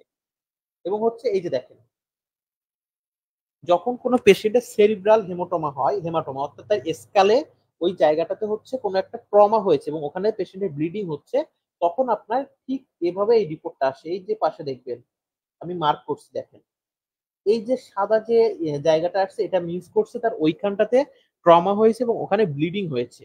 যখনই ব্লিডিং হবে তখন ওই ব্রেনের এই জায়গাগুলো হচ্ছে গ্লুকোজ মেটাবলিজম করতে পারে না, দ্যাটস ওয়াই ওইটা হচ্ছে সাদা চলে আসে স্ক্যানে। এবং এই যে হচ্ছে মাঝের যে ব্যাপারটা এখানে দেখাচ্ছে হচ্ছে পেশেন্টের যখন ইন্টারনাল হেমোরেজ হয়, তো ইন্টারনাল হেমোরেজ হলে ব্রেনের যখন একেবারে ভিতরের দিকে তখন হচ্ছে এই লেভেলটা ঠিক এরকম চলে আসে। এবং দেখেন আমরা পরবর্তী যে ছবিটা রয়েছে সেই ছবিতে হচ্ছে পেশেন্টের একটা পেশেন্ট তার সাবডিউরাল হেমাটোমা হয়েছে, অর্থাৎ তার হচ্ছে ব্রেনে স্ক্যালের নিচে হেমাটোমা হয়েছে এবং ওই হেমাটোমা হলে তার রিপোর্টে কেমন আসে দেখেন। এটা হচ্ছে একটা পেশেন্ট, তার কোনো ধরনের হেমাটোমা হয়নি, তার এক্সটার্নাল ইনজুরি হয়েছে। তার সিটি স্ক্যান রিপোর্টটা খুব ভালোভাবে আপনারা ফলো করবেন বা এমআরআই। এখানে দেখা গেল যে একটা normal CT scan of head বা আমাদের একজন মানুষের নর্মাল সিটি স্ক্যান রিপোর্ট এটা কিন্তু ঠিক এই ফরম্যাটে আসে। এখন দেখেন কোন পেশেন্টের যদি ব্রেনে ব্লিডিং হয় বা হচ্ছে তার সাবডিউরাল স্পেসে হেমাটোমা হয় বা ফ্র্যাকচার হয়, তাহলে হচ্ছে তার সিটি স্ক্যান রিপোর্টটা কেমন আসে দেখেন। এখন আসছি আমরা সাবডিউরাল হেমাটোমা। সাবডিউরাল হেমাটোমা বলতে আমাদের যে সাব অ্যারাকনয়েড স্পেস রয়েছে ওই জায়গাটাতে যখন হচ্ছে হেমাটোমা হয় বা হচ্ছে ব্লিডিং হয়, সেক্ষেত্রে হচ্ছে রিপোর্টে ঠিক এমন আসে এই যে পাশে যেটা রয়েছে। এবং এপিডিউরাল হেমাটোমা, এপিডিউরাল হেমাটোমা বলতে পেশেন্টের যে এপিডিউরাল স্পেস রয়েছে এই এপিডিউরাল স্পেসে হচ্ছে যখন ব্লিডিং হয় তখন রিপোর্টটা ঠিক এভাবে আসবে। এবং ব্রেন ব্লিড, ব্রেন ব্লিড বলতে কোনো পেশেন্টের একেবারে মিড ব্রেন বরাবর যদি ব্লিডিং হয় তাহলে পেশেন্টের আপনি সিটি স্ক্যান রিপোর্টে ঠিক এ ধরনের সাইন দেখতে পাবেন। এবং ওই পেশেন্টের যদি স্কাল ফ্র্যাকচার হয় অর্থাৎ তার মাথার খুলিটা যদি ভেঙে যায়, সেক্ষেত্রে সিটি স্ক্যান রিপোর্টে আপনার এই ধরনের রিপোর্টে এই ধরনের সাইন গুলো বা এই ধরনের হচ্ছে চিহ্নগুলো আপনি দেখতে পাবেন। এই ব্যাপারটা সবাই ক্লিয়ার কিনা?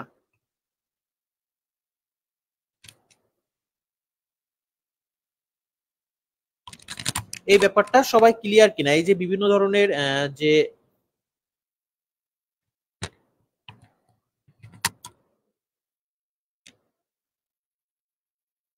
কাইন্ডলি একটু আপনারা রেসপন্স করবেন যে এটা আপনারা সবাই ক্লিয়ার কিনা।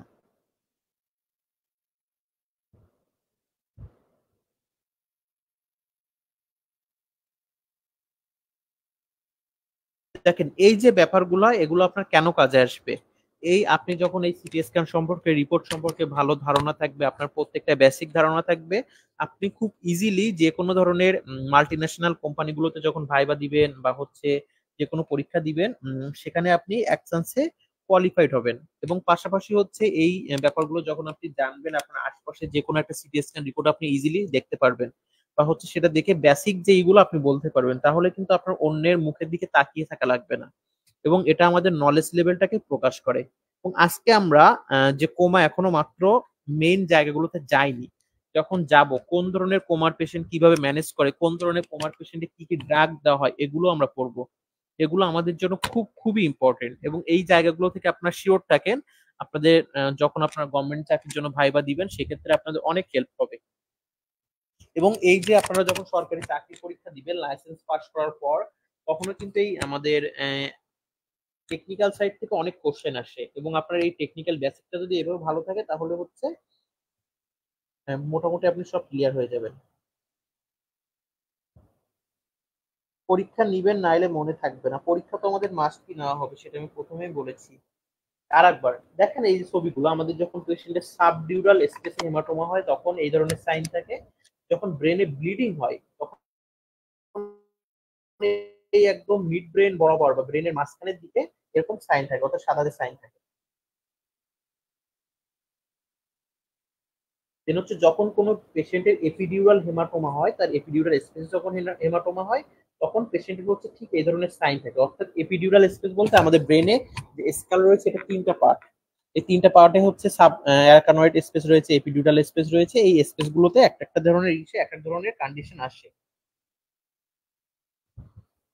এবং হচ্ছে স্কাল ফ্র্যাকচার অর্থাৎ পেশেন্টের মাথার খুলিটা যখন ভেঙে যাবে তখন ঠিক এ ধরনের কন্ডিশন আমরা সিটি স্ক্যান রিপোর্টে দেখতে পাই।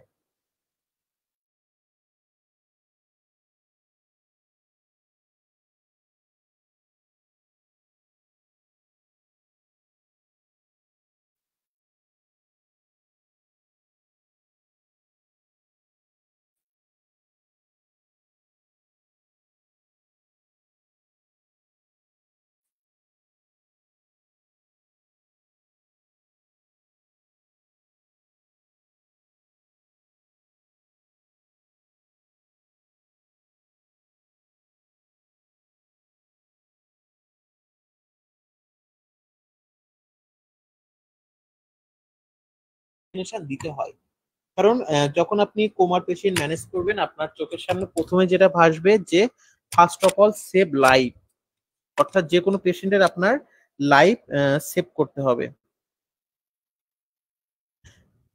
ভাইয়া বেশি ডিটেলসে মাথা ঘুরতেছে কারণ আপনারা যখন আপনাদের কলেজে সবকিছু ফাঁকি দিয়ে আসছেন, ক্লাসই করেননি, এখন আপনাদের 1 ঘন্টা 1.5 ঘন্টা ক্লাস হইলে মাথা ঘুরে, এটা খুবই স্বাভাবিক।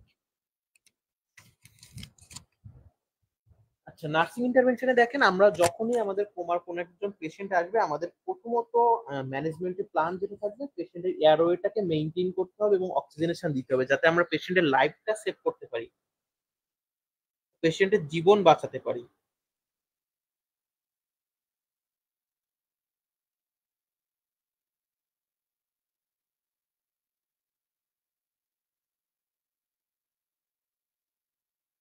দেন হচ্ছে আমাদের যে যেটা রয়েছে তারপর কার্ডিওভাস্কুলার সাপোর্ট, অর্থাৎ পেশেন্টের হচ্ছে মেইনটেইন করতে হবে ব্লাড প্রেশার বা এই লেভেল গুলো মনিটর করতে হবে এগুলো। দেন পেশেন্টকে যেটা করা লাগে সেটা হচ্ছে নিউরোলজিক্যাল মনিটরিং করা লাগে। নিউরোলজিক্যাল মনিটরিং বলতে যে জিসিএস স্কেল বা পেশেন্টের কি ধরনের নিউরোলজিক্যাল কন্ডিশন রয়েছে এগুলা।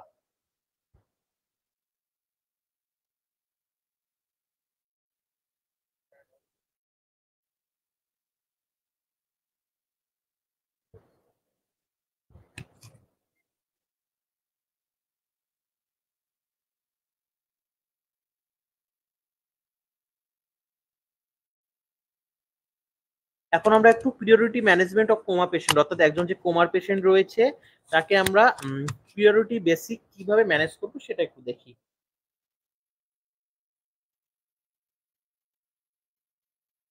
দেখেন প্রথমত হচ্ছে আমাদের যখন আপনার ওয়ার্ডে কোনো কোমার পেশেন্ট আসবে আপনার প্রথম যে রেসপন্সিবিলিটি থাকবে সেটা হচ্ছে পেশেন্টকে মেডিকেল স্টেবিলাইজেশন করা, অর্থাৎ তার লাইফ সেভিং করা। তো লাইফ সেভিং এর জন্য পেশেন্টকে আপনি হচ্ছে তার ইয়ারওয়েটা চেক করবেন, তাকে অক্সিজেনেশন করবেন, তার ভাইটাল সাইন গুলো চেক করে দেখবেন যে সেটা প্রপার রয়েছে কিনা বা হচ্ছে সেখানে কোনো অ্যাবনর্মালিটি রয়েছে কিনা।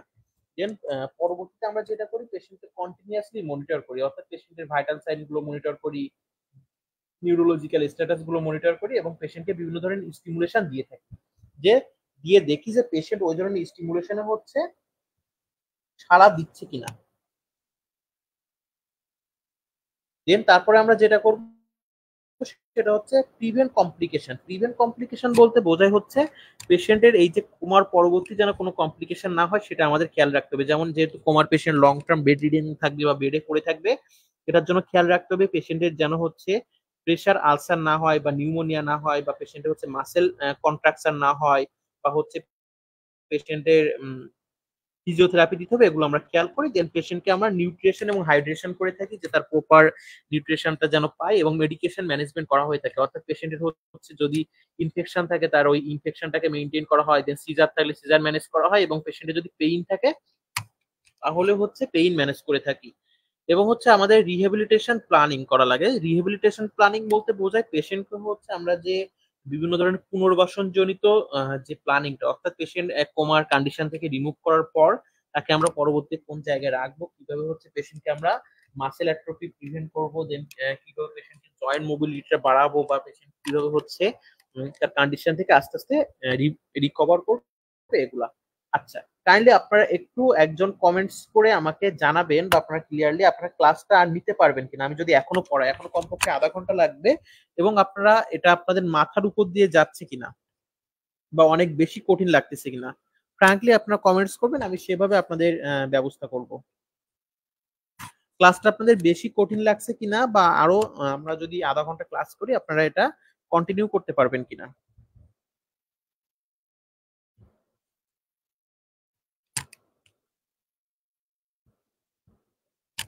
আপনারা এই পর্যন্ত ক্লিয়ার বুঝতে পেরেছেন কিনা?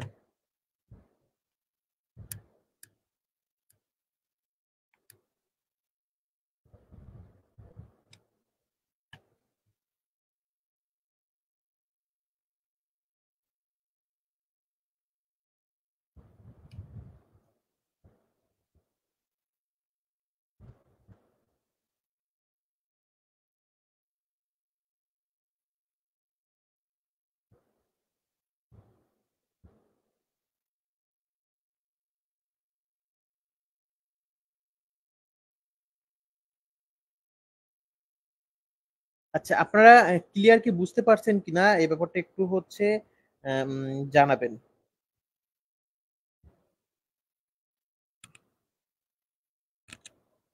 এখন আমরা দেখবো হচ্ছে যে বিভিন্ন টাইপসের যে কোমাগুলো রয়েছে, এই কোমাগুলোর ম্যানেজমেন্ট। আমরা যে পরীক্ষাতে ক্লিনিক্যাল ম্যানেজমেন্টের যে কোশ্চেন গুলো ফেস করি, এই ক্লিনিক্যাল ম্যানেজমেন্ট টাইপের যে কোশ্চেন এই জায়গাগুলো থেকে হয়। এটা আপনাদের জন্য খুবই গুরুত্বপূর্ণ। এতক্ষণ যেটা আপনারা পড়লেন তার থেকে বেশি গুরুত্বপূর্ণ এখন আমরা যে স্লাইড গুলো দেখবো। তো আপনাদের যদি কারোর 1-2 মিনিট রিফ্রেশমেন্টের দরকার হয় সেটা আপনারা করে নেবেন। কারণ হচ্ছে এটা আপনাদের জন্য খুবই ইম্পর্টেন্ট।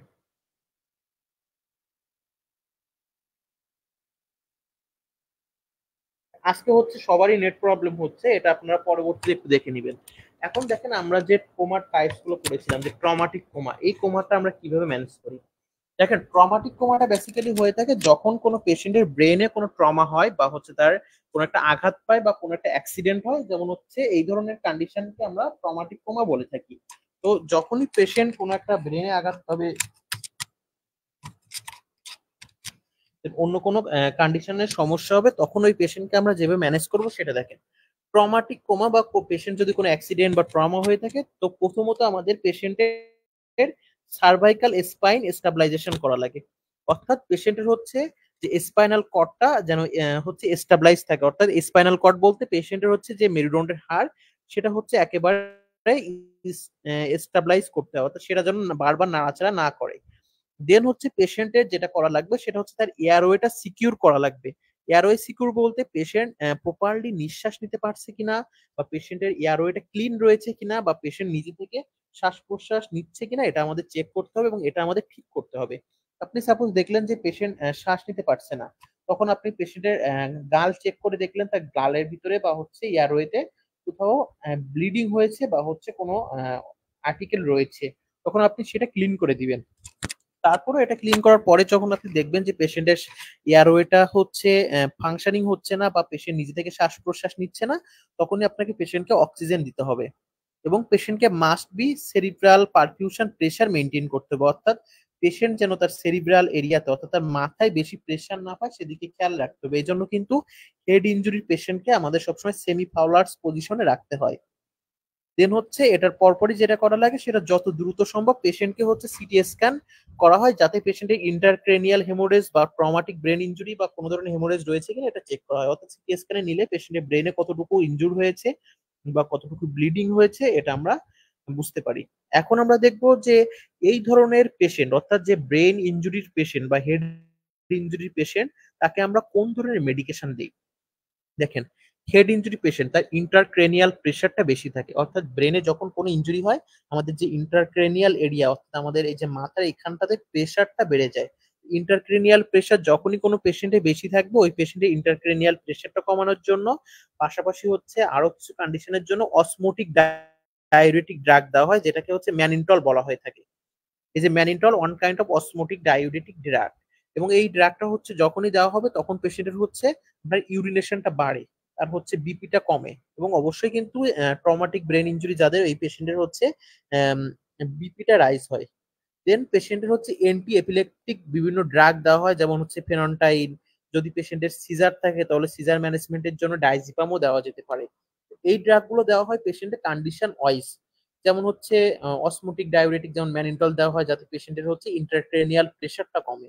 আবার পেশেন্টের যদি এপিলেপসির কোনো চান্স থাকে, এই এপিলেপসি থাকলে পেশেন্টের ফেনন্টানিন দেওয়া হয়, এবং যাতে পেশেন্টের সিজারের কোনো পসিবিলিটি না থাকে। এই ইন্ট্রাক্রেনিয়াল প্রেশার কিভাবে হচ্ছে ম্যানিনটল ড্রাগটা কমায়, দেখেন আমাদের যে ম্যানিনটল রয়েছে এটা কিন্তু ডায়োরেটিক ড্রাগ, এবং এই ডায়োরেটিক ড্রাগ গুলো কি করে আমাদের ইউরিনেশনের মাত্রাকে বাড়িয়ে দেয়।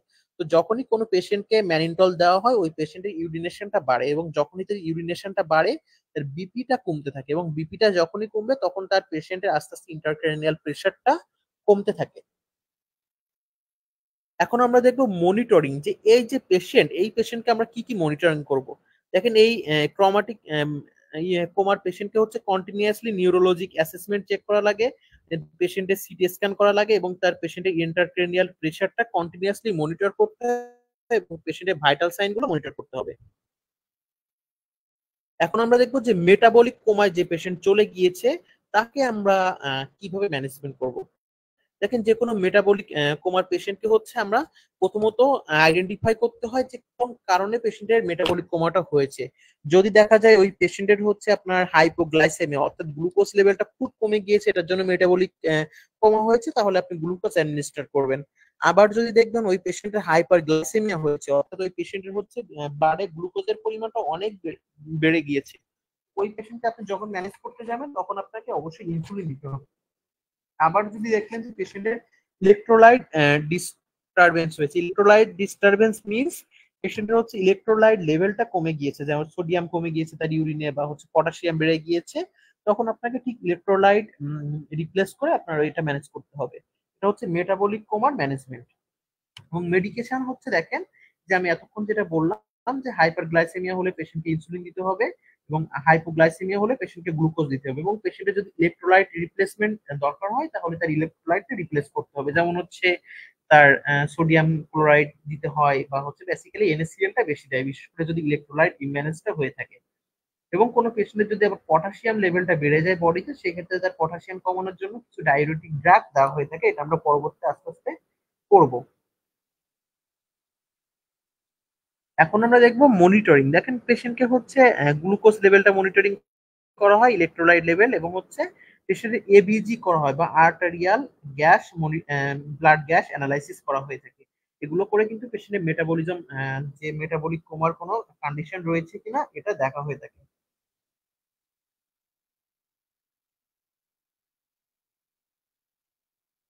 আচ্ছা, গুড কোশ্চেন, যে ইন্ট্রাক্রেনিয়াল প্রেসার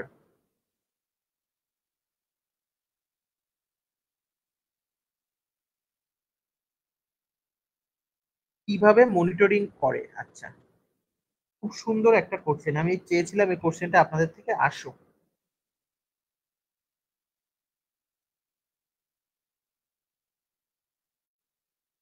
এই কোশ্চেন আর কার কার আছে, বা আপনাদের কারো জানা আছে অ্যান্সারটা, কিভাবে আমরা ইন্ট্রাক্রেনিয়াল প্রেশারটা মনিটরিং করি।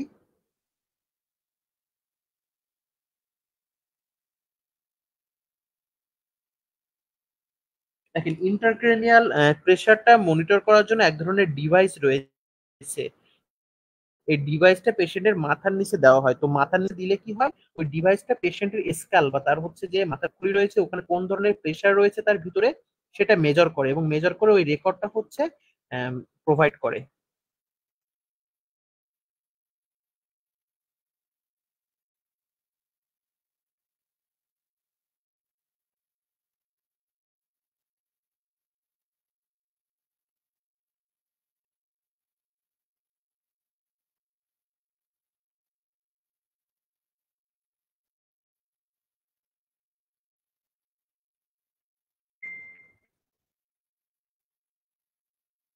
ক্লিয়ার সবাই? এটা নিয়ে আর কোনো কোশ্চেন রয়েছে? এবং এটা কিন্তু ইন্টারক্রেনিয়াল প্রেশার আপনি মনিটর করতে পারবেন না। এই ইন্টারক্রেনিয়াল প্রেশার মনিটরিং করার জন্য কিন্তু হচ্ছে ট্রেইন পারসন দরকার হয়, এবং সামটাইম এখানে ক্যাথেটারও কিন্তু ইনসার্ট করা হয়ে থাকে। এবং এই যে ডিভাইসটা এটা বেসিক্যালি দেওয়া হয় এটাকে হচ্ছে সাব অ্যারাকনয়েড বোল্ট বলা হয়, এবং কিছু কিছু ডিভাইসের নাম হচ্ছে এপিডিউরাল বোল্ট বা হচ্ছে এক্সট্রা ভেন্ট্রিকুলার ড্রেন। এই যে বিভিন্ন ধরনের ডিভাইসগুলো এটা দিয়ে হচ্ছে ইন্টারক্রেনিয়াল প্রেশারটা মনিটরিং করা হয়। এখন আমরা দেখবো হচ্ছে টক্সিক কোমা আমরা কিভাবে ম্যানেজ করব। দেখেন, যখন কোনো টক্সিক কোমার পেশেন্ট আপনি আপনার ওয়ার্ডে পাবেন বা হসপিটালে পাবেন বা যে কোনো জায়গায়, প্রথমত আমাদের ম্যানেজমেন্টের সময় যেটা করা লাগবে, আগে পেশেন্টকে ওই টক্সিক কন্ডিশন থেকে রিমুভ করতে হবে। অর্থাৎ পেশেন্ট যদি দেখা গেল গ্যাস টক্সিসিটি হয়েছে বা কোনো একটা গ্যাস ইনহেল করার জন্য, আগে খেয়াল রাখতে হবে যে পেশেন্ট ওই গ্যাসটা এখনো নিচ্ছে কিনা। যদি নিয়ে থাকে তাহলে সাথে সাথে ওই গ্যাসের জায়গা থেকে পেশেন্টকে সরাইতে হবে, এবং পেশেন্টকে হচ্ছে সাপোর্টিভ কেয়ার দিতে হবে। যেমন পেশেন্টের এয়ারওয়েটা ক্লিন করতে হবে যেন পেশেন্ট প্রপারলি শ্বাস প্রশ্বাস নিতে পারে। কারণ এয়ারওয়ে যদি কোনো পেশেন্টের ক্লিয়ার না থাকে তাহলে কিন্তু পেশেন্ট মারা যাওয়ার পসিবিলিটি অনেক বেশি থাকবে। দেন তারপর কিন্তু পেশেন্টকে অ্যান্টিডোটস বা বিভিন্ন মেডিসিন নিতে হয়। সেটা হচ্ছে পেশেন্ট কোন ধরনের ড্রাগ টক্সিসিটি হয়েছে বা কোন ধরনের গ্যাস টক্সিসিটি রয়েছে সেটার উপর ডিপেন্ড করে। যেমন ওই পেশেন্টের যদি হচ্ছে অপয়েড যে ড্রাগ গুলো রয়েছে এটা ওভারডোজ হয়, তাহলে পেশেন্টকে হচ্ছে ন্যালোক্সেন দেওয়া হয়ে থাকে। আবার যদি কোনো পেশেন্টের হচ্ছে বেনজোডাইজিপিন ওভারডোজ হয়, সেক্ষেত্রে হচ্ছে পেশেন্টকে ফ্লুমাজিনাইল যে ড্রাগটা রয়েছে এটা দেওয়া হয়ে থাকে। এগুলো হচ্ছে এই ড্রাগের জন্য স্পেসিফিক অ্যান্টিডোটস। এবং অবশ্যই পেশেন্টকে ভাইটাল সাইন, নিউরোলজিক্যাল স্ট্যাটাস এবং টক্সিকোলজি স্ক্রিনিংটা মনিটরিং করা হয়ে থাকে।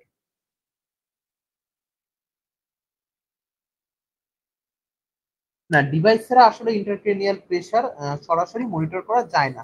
বাট ইন্টারক্রেনিয়াল প্রেশার বাড়লে কিছু সাইন সিমটম রয়েছে যেটা পেশেন্ট ফিল করে। তখন কিছু সাইন সিমটম দেখে আপনি বুঝতে পারবেন যে পেশেন্টের ইন্টারক্রেনিয়াল প্রেশারটা বেড়েছে। বাট যেহেতু কোমার পেশেন্ট সে কিন্তু আপনার বলতে পারবে না যে তার প্রেশার বাড়ছে না কমছে। এখন আমরা দেখবো হচ্ছে হাইপোক্সিক কোমা, এটার হচ্ছে কি কি ম্যানেজমেন্ট।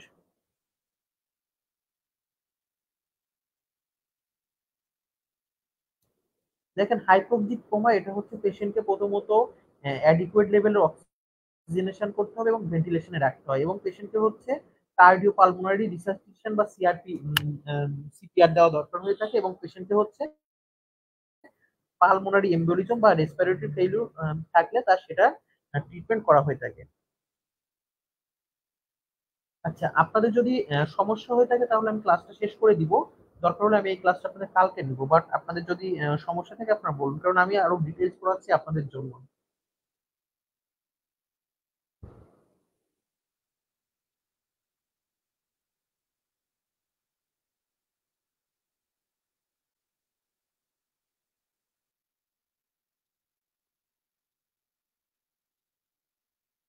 কারণ এই টপিকসটা পুরোটা ক্লিয়ার না হলে আপনাদের কিন্তু আমরা এক্সামও নিতে পারবো না, আপনারা হোমওয়ার্কটাও করতে পারবেন না।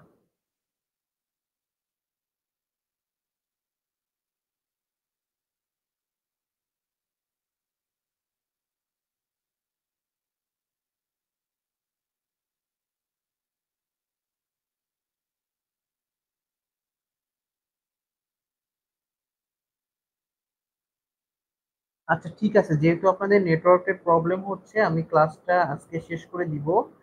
এবং হচ্ছে কালকে আবার এটা নিব, দেন পরীক্ষা হবে। তো আপনারা একটু কাইন্ডলি কমেন্টস করে জানাবেন যে হচ্ছে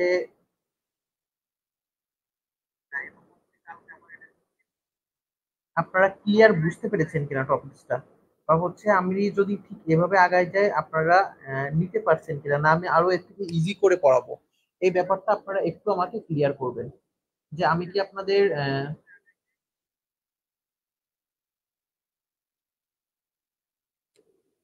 এভাবে আগাই যাবো না এর থেকে ইজি ভাবে আগাবো? এভাবে আগাইলে আপনারা আসলে বুঝতে পারছেন কিনা বা কতটুকু আপনারা নিজেরা ডাইজেস্ট করতে পারছেন এই ব্যাপারটা একটু আমাকে ক্লিয়ার করবেন।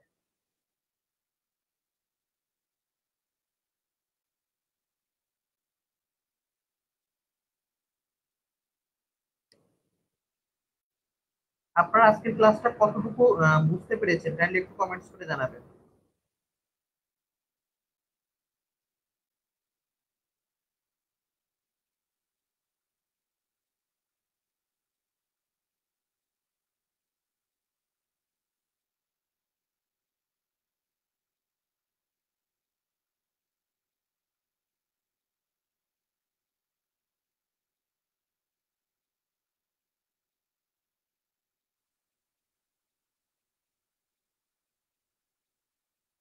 দেখেন আমি আপনাদের থেকে জাস্ট একটু ফিডব্যাক চেয়েছি যে আপনারা ক্লাসটা আসলে এভাবে আমি যদি পড়াই যাই তাহলে বুঝতে পারছেন কিনা।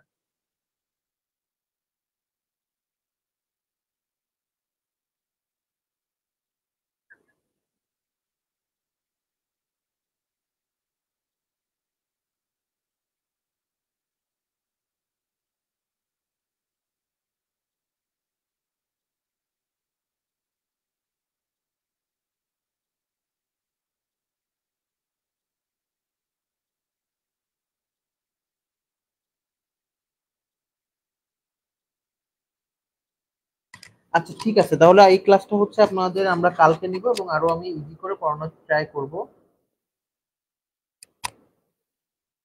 কারণ এখানে আপনারা এমন কিছু ইনফরমেশন পাবেন যেটা আপনি কখনো বইতেও পাবেন না এবং আপনাদের ক্লাসে এগুলো পড়ানো হয়নি। এটা স্বাভাবিকভাবে আপনাদের কাছে নতুন লাগবে, বাট এগুলো যদি আপনারা ডাইজেস্ট করতে পারেন এই যে কোনো ধরনের পরীক্ষায় আপনারা ইজিলি নিজেকে মেলে ধরতে পারবেন এবং আপনাকে কোথাও আটকাবে না।